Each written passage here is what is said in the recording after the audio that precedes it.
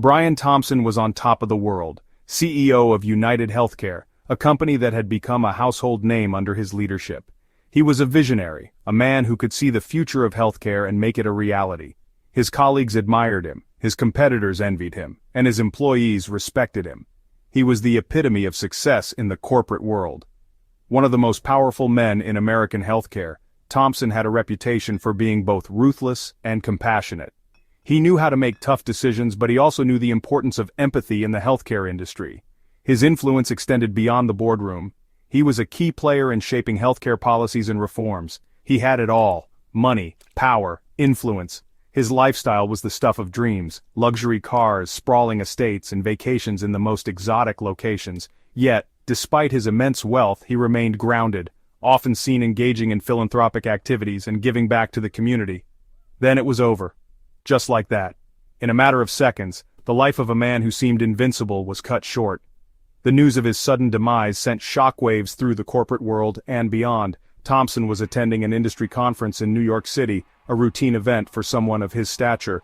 It was a gathering of the brightest minds in healthcare, a place where ideas were exchanged and future collaborations were born. He was walking out of the hotel, December 4th, 2024. The air was crisp, the city bustling with its usual energy. Little did anyone know that this day would mark a tragic turn in corporate history, a date that would forever be etched in the annals of corporate America. It was a day that started like any other, but ended in a way that no one could have predicted. A lone gunman emerged from the crowd, shots rang out, Thompson was dead.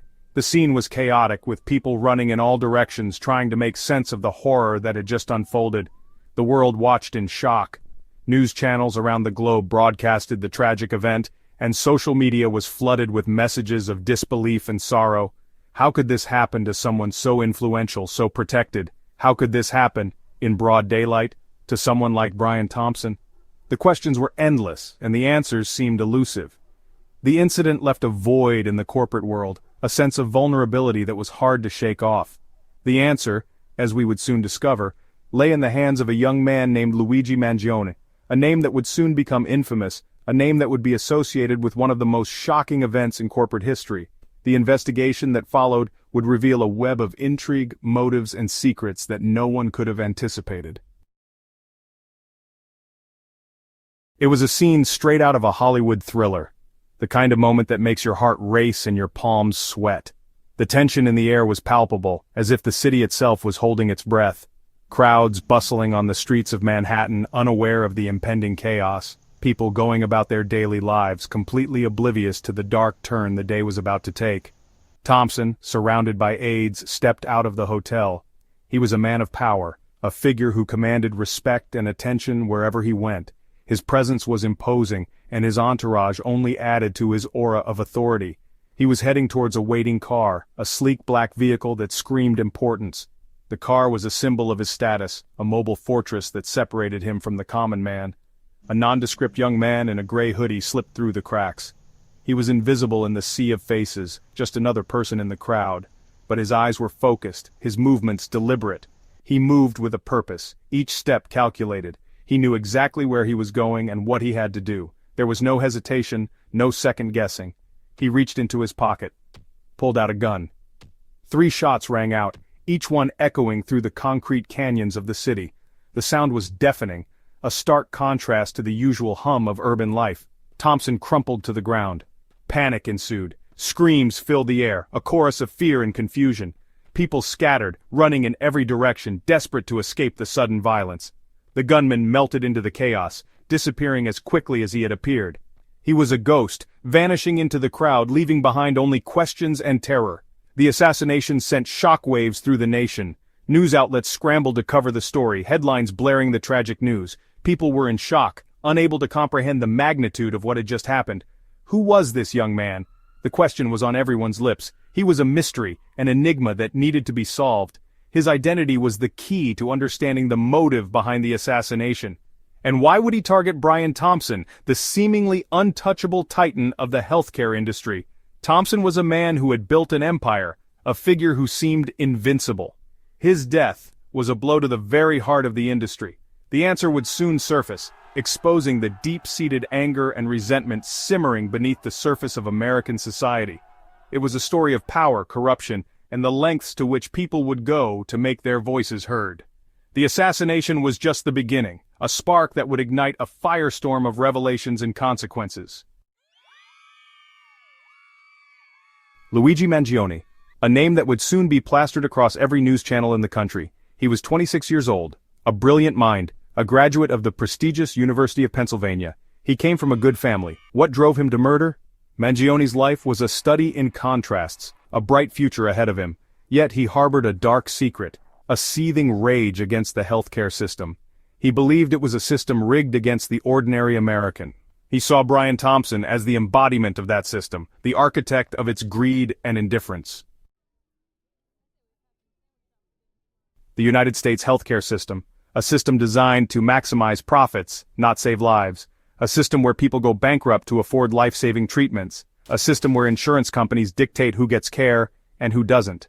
Mangione saw this firsthand. His own family had been victims of this broken system, denied claims, exorbitant costs, the despair of facing a medical emergency without the safety net of affordable healthcare. This experience ignited a fire in him, a fire that would eventually consume him. Section 5. The law's verdict and a divided public. The manhunt for Luigi Mangione was swift and decisive. Authorities launched an extensive search operation, deploying officers across multiple districts. The urgency was palpable, as the community reeled from the shock of the incident. He was apprehended within 24 hours of the shooting. The rapid response showcased the efficiency of law enforcement, but it also raised questions about the underlying issues that led to such a drastic act. A 9mm handgun was recovered at the scene. This piece of evidence was crucial in piecing together the events that transpired.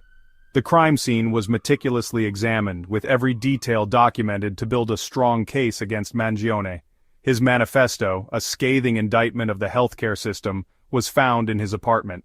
The document outlined his grievances and provided insight into his motivations. It painted a picture of a man pushed to the edge by systemic failures. The trial was, well, a media circus. Reporters flocked to the courthouse, eager to capture every moment. The case drew national attention with live broadcasts and constant updates. The public was glued to their screens, forming opinions based on the sensational coverage. Mangione became a symbol of resistance for some, a cold-blooded killer for others. The nation was divided, with heated debates erupting in communities and online forums. Some saw him as a martyr fighting against an unjust system, while others viewed his actions as inexcusable. The jury found him guilty on all counts. The deliberation was thorough, considering the weight of the evidence presented. The verdict was a culmination of weeks of testimony, expert opinions, and emotional appeals from both sides. He was sentenced to life in prison without the possibility of parole. The judge's decision was met with mixed reactions. For some, it was a just punishment for a heinous crime. For others, it was a stark reminder of the issues that remain unresolved. The verdict did little to quell the debate raging across the country. The case highlighted deep-seated issues within the healthcare system and the justice system. As discussions continue, the story of Luigi Mangione serves as a catalyst for change, urging society to address the root causes of such tragedies. Section 6. Echoes in the corporate halls of UnitedHealthcare. The murder of its CEO sent shockwaves through UnitedHealthcare, a wave of fear, uncertainty. The company went into damage control mode, issuing statements, holding press conferences, but the damage was done. The company's reputation lay in tatters, its stock price plummeted. The public's trust, already fragile, was shattered. The murder forced the company to confront a truth it had long tried to ignore. The American people were fed up with the healthcare system. Section 7. A nation divided, a system on trial. The murder of Brian Thompson exposed a deep divide in American society. On one side, those who condemned the violence. They called for justice. They mourned the loss of a brilliant business leader. On the other side, those who saw Mangione as a folk hero, a vigilante who had struck a blow against corporate greed. The case sparked a national conversation about the state of healthcare in America, about the role of corporations in society, about the very nature of justice. It was a conversation that had been long overdue. Section 8. Where do we go from here? The murder of Brian Thompson was a tragedy, a life cut short, a family torn apart, but it was also a wake-up call, a stark reminder that the American healthcare system is broken, that corporate greed has consequences. that we can no longer ignore the plight of millions of Americans who are suffering. The question now is, what are we going to do about it? Section 9. A call for action. We, the American people, have the power to change things. We can demand better from our elected officials. We can hold corporations accountable for their actions. We can create a healthcare system that works for everyone, not just the wealthy and powerful. The time for complacency is over. The time for action is now. Let the death of Brian Thompson not be in vain. Let it be the catalyst for real and lasting change. Let us honor his memory by creating a more just and equitable society for all.